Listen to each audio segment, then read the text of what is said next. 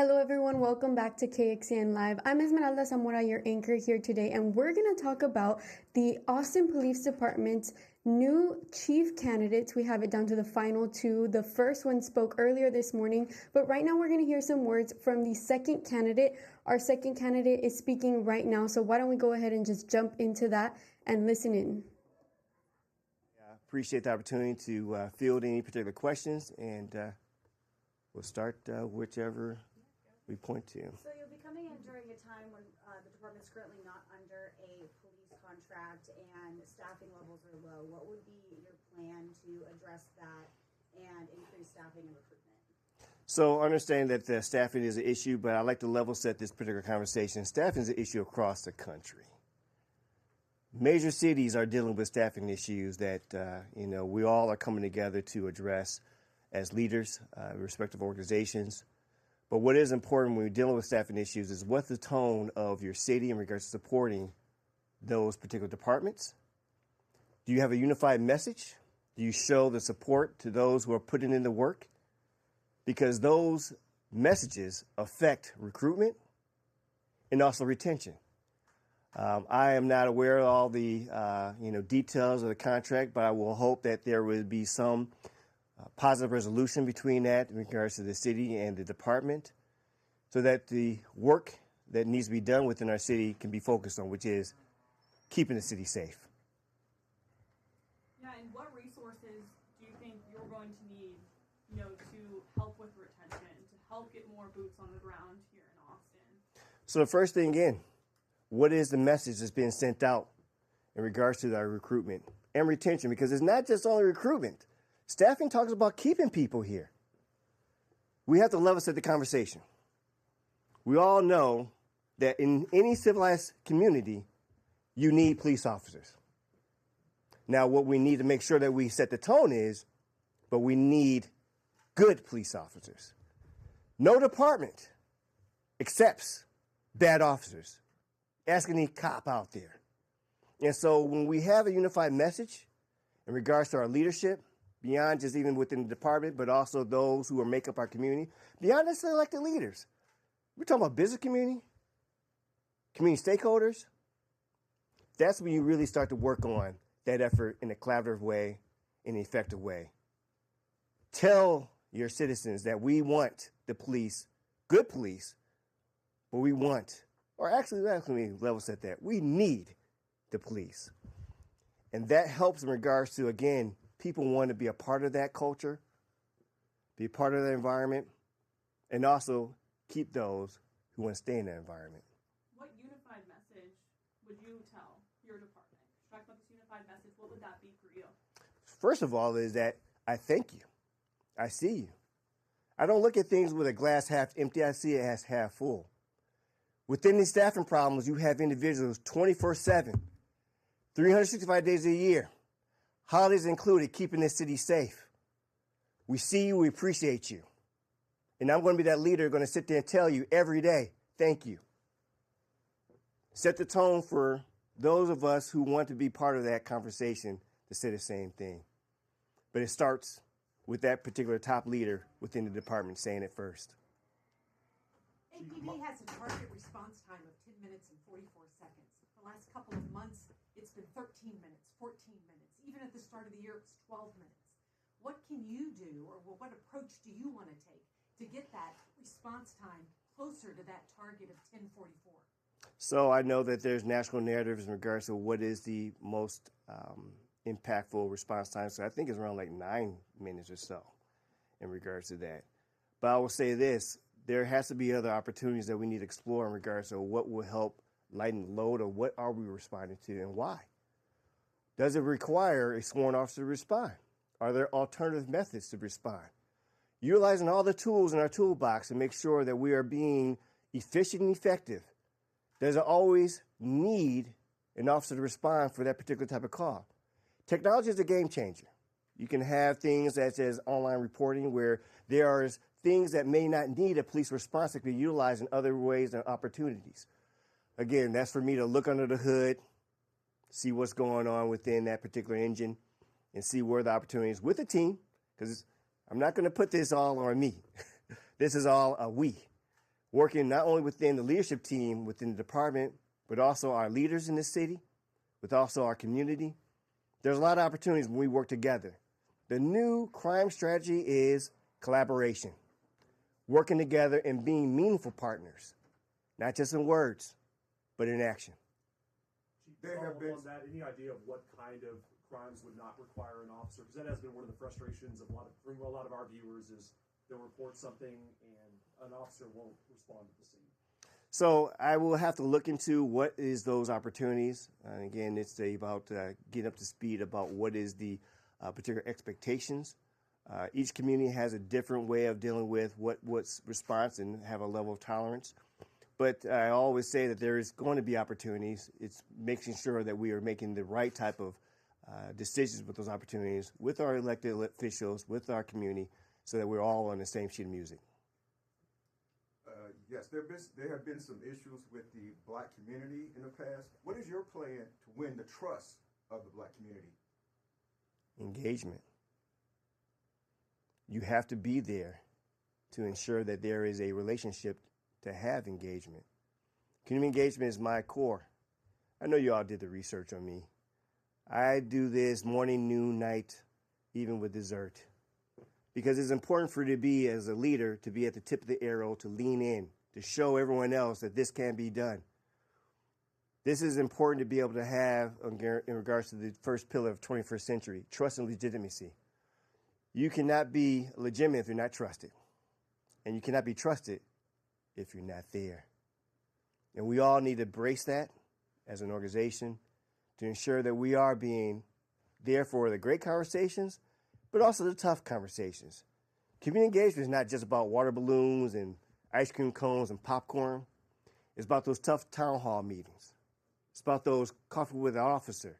It's about being out there, walking not in front of the community, not behind the community, but with the community. They give you grace when you do that. We're not going to win and get everything solved overnight, but they want to see progress. And they want to know that you have their best interests in mind. Servant leadership is about service and serving the community, and you can build that when you are having those meaningful relationships out there.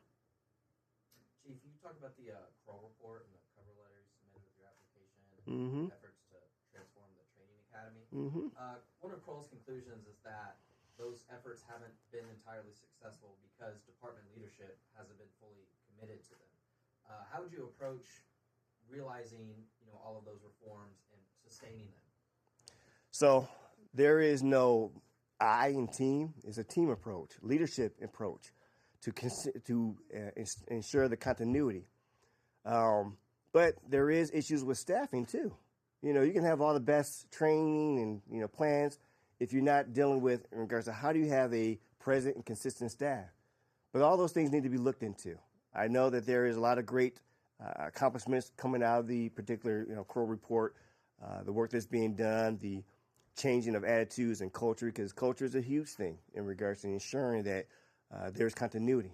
Continuity is not maintained by SOPs. It's not maintained by that you have to have every rule or training. Continuity is maintained by culture. That your culture wants to support these particular type of individuals, this type of behaviors. When you have that, SOPs support the culture to continue to have the continuity for future. And so one of the main things in regards to understanding the challenges with the Kroll report is, how do we work on culture? How do we embrace that particular service-minded, being a servant leader, being engaged, coaching and mentoring our people, and not just only from a training standpoint of those who are coming in, but those who are here. They complement each other. And so there's a lot of different opportunities. I would say that, that is a good stepping off point to, embrace, but creating a team to help that lift, understand that, working on some of the more foundational aspects of, support of having a good staff that can be there full time, not sometime. Ensuring that, there are reminders. I know what part of the Kroll report they're talking about, there's nothing in the rooms that remind them about the culture. Ensuring that there is that reminder and, again, encouragement. So there's a number of different opportunities in there, and look more, further with the team to be able to ensure that, looking at what are going to be the immediate opportunities, what are going to be some intermediate, and what's going to be the long term. What's going on right now in regards to the workings with APD is not a sprint, it's a marathon. Ask for patience from our public, ask for patience with, again, in regards to what this change will look like, but also know that the best interest in mind for the betterment of the city is there. Based on what you know or have heard about, crime trends, public safety issues in Austin, are there any specific programs or changes that you'd be looking to implement pretty soon after getting into this position? Well, again, I got to look under the hood. This is a situation where, from a lot of the gained research and talking to individuals, but without being inside and seeing the true inner workings, seeing what the accomplishments or what the improvements are, I like to say that once they bless me, if I am, good enough to be blessed to have this particular position. Chief, if you do get that position, what do the first 100 days look like for you? Keep on meeting you. Keep on getting out there. Understanding, just like was asked earlier, it's beyond just having this conversation via the, cameras, whatnot. I am committed to being out in the community, being out there and showing in the way to the rest of the department, but also the rest of our community in regards to what we need to do more of. Talking to each other, not around each other, not under each other, but talking to each other. So building those relationships, letting people get to know who I am, that is important from our elected leaders, from our community leaders, to our residents, and also to our officers. They should know who I am. And getting out there and being able to be, again, proactive in that is very important. Chief, can you tell us why Uh-oh. Austin? So, when I looked at what the writings of what this community is looking for, speaks to my heart. You want to have a connected community with your department. You want to have someone who knows what it means to be a change agent, to work on challenges and have positive outcomes. This particular type of challenge is not new to me.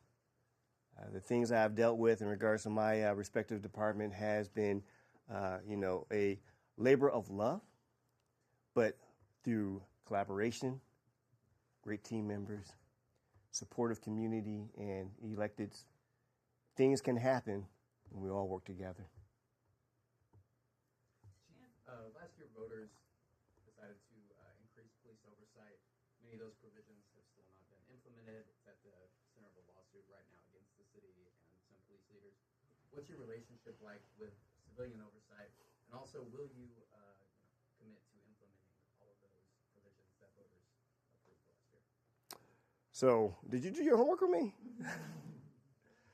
I come from an oversight situation, and I don't want to speak tongue-in-cheek in regards to having a good relationship because of the commitment to have communication, to be an advocate, and to understand how to navigate in regards to, we're not always going to agree on everything, but at least we can have an understanding, and once that all been cleared up, you go and you get it done. In regards to some of the other challenges, again, it's for me to get a little bit more understanding of what those challenges are, what the opportunities are. I'm a can-do individual. I look at it from a situation that there is always a solution to every particular challenge, but need to know who's at the table and who we need to work with to get it done. Chief, can I follow up on that real quick? Just, sorry. I'm sorry, but the lady was her hand up before you. All right. I was just going to ask, I know you're talking a lot about, community engagement, getting there out there with the public, but there's a big portion of advocates that are still pushing, to defund the police, things like that. What would you say to those people who are still trying to push that effort with something that you probably are against? So this conversation I knew. I'm a, during the 2020 born chief. Not afraid of those conversations. Again, conversations are open opportunity. And it is important that, I don't have the final say on budgets. I don't have the final say in regards to what is the direction of what the city wants to have accomplished. So in the end, I stay in my lane. In regards to executive oversight for department, to work with what resources are given to us, to understand that you get the department that you pay for, that this is where We understand the separation of our particular roles and responsibilities. I stay in my lane. I work with what I have, deal with what I have, advocate on behalf of those who I have, and let the other chips fall where those particular decisions are made. So yeah, Internal Affairs, that division, the work they do has been scrutinized in the past. It's currently at the heart of a separate civil lawsuit that Sky mentioned. Would you be open to ordering some kind of performance review to look at how Internal Affairs is performing, to see if there's ways that their work can be more transparent, more acceptable to members of the public? So are you saying that the Internal Affairs is under investigation, or there's a lawsuit right now? There's a civil lawsuit in a fatal shooting where the plaintiffs are alleging Internal Affairs didn't do a very good job in investigating the incident. Okay, so when it comes to any type of lawsuits, I don't comment on that in regards to that being a process. But what I will talk about, my transparency, and again, check the record. Transparency is hand in hand with me. There's nothing that we should do in regards to us as law enforcement where we cannot talk to the public about. We are responsible to the public, whether it's our elected leaders, whether it's our community members. What we can talk about, we should, but there are processes in place in regards to there's reasons why we cannot talk about certain things, especially when we talk about things of litigation. But I am all about transparency. I share our data back where I'm at. We talk about, I do this all the time. This is nothing new to me in regards to having these conversations. Where there are opportunities to share and to be able to enlighten our public, it helps us out when we are able to give a little bit of a background about what we have to deal with and what we do.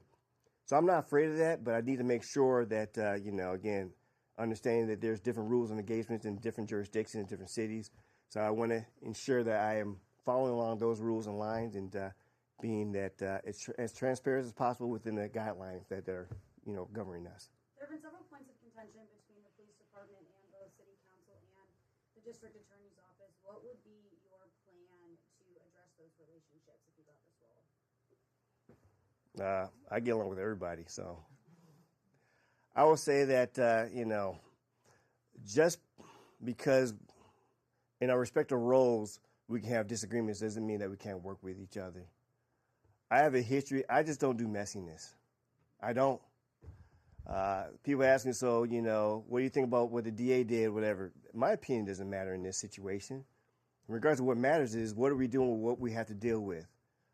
If there's actions that need to be explained by a different entity, I answer only to the organization I represent. I answer to no one else's organization. That is for you to ask those questions with those individuals. Because at the end of the day, they should be held accountable for their actions, for decisions, and what's going on. But you will inevitably work together. We work together. Key point. We work together. When you live in a glass house, you throw no stones. As much as I can throw a stone at someone else's organization, can throw a stone at me. And how productive is that? So when it comes to what we did, we will own it. We will talk about it. We understand that conversation is necessary. But in this particular position, in this particular person, you will not get me to talk about someone else's actions, explain or deal with that, because, again, that is for this particular environment to make sure that you can get that done. Chief, as you reflect on your time in Milwaukee, are there any policies, procedures, strategies that worked really well there that, just based on what you know so far about Austin, you think could work well here too? Just a growing moment to see what the opportunities are. We would like to see different strategies being interchangeable.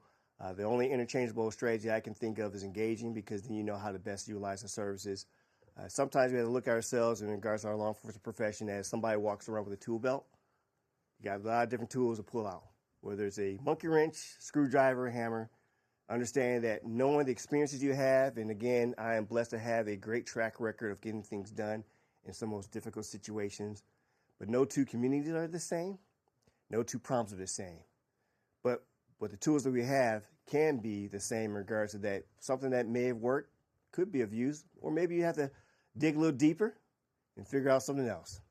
I'm imaginative, I'm innovative, and I love working with a team who understands how to do that together. Chief, Austin is also a capital city, and there's been some differences of opinion about how police should operate in the city, between local city government and the governor. And I was curious to talk about how you would approach those conversations to negotiate that situation. So first of all, am I in the room? I don't know. I don't negotiate from podiums. You know, when it comes to those conversations, if that is something that individuals want to desire to hear my voice, I guess I got to get invited to the room.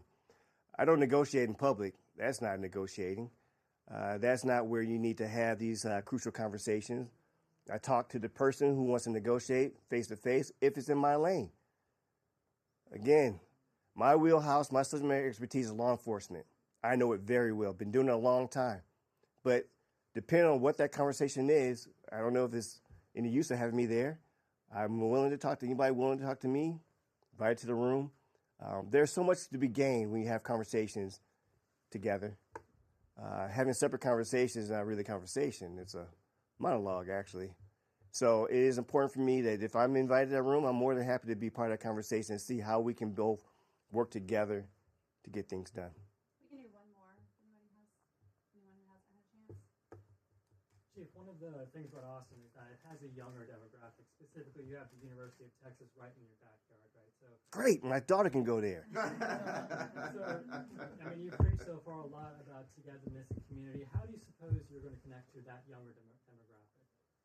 So some of the things that you don't know about my particular professional accomplishments, I do a lot of community work, a lot of board work. I'm on the board as a trustee for the Boys and Girls Club of Greater Milwaukee. I work with a number of different youth organizations.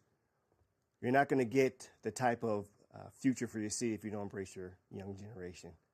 When we talk about staffing, you have it right at your back door in regards to understanding that's where you're going to get your officers from. That's where you're going to get people who want to be part of our particular fabric of our city. And so, in short answer, I love our kids no matter where you live. It's important for us to embrace that and important to be able to support that. I've been a mentor for a very long time, one-on-one mentoring. Understand that if we don't invest in our kids, then we are going to have the outcomes that we don't desire in regards to not being there for them. So I see all of Austin, even our younger generation, they have a voice. And sometimes when you stop and listen, they have some pretty impactful things to say that we should be taking a page out of. It's not just our older generation or middle, everyone. All right, guys, thanks so much. Thank you all. Thank you, Chief. There y'all have it. If you stuck with us for this long, thank you guys so much for staying here with us. We just heard words from one of the chief of police candidates. His name is Jeffery B. Norman, and he was the previous chief in Milwaukee. He kind of touched on some of the key things that he touched on were community engagement. He wanted to make sure that everybody knows that he is okay with transparency as long as it is within the guidelines. And he also said that he would like to build trust with the community. Those were some of his top three key points during those questions that he was asked. We also heard from our other candidate, Lisa Davis, earlier this morning. And if you missed it, I kind of just want to wrap you guys on what she was touching on. And similar to Chief Norman, she mentioned that she wanted to work on trust. I'm sorry if I'm looking down. I wrote some notes from earlier this morning.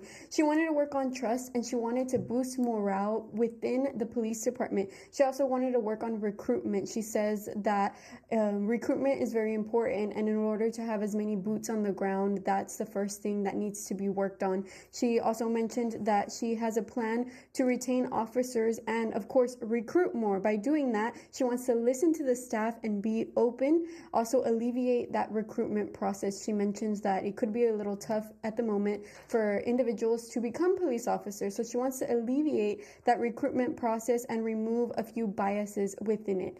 Well, thank you guys so much for joining us. If you want to read more or hear more, we will have those videos attached to our web story on kxan.com, and you can visit and see all the latest details there.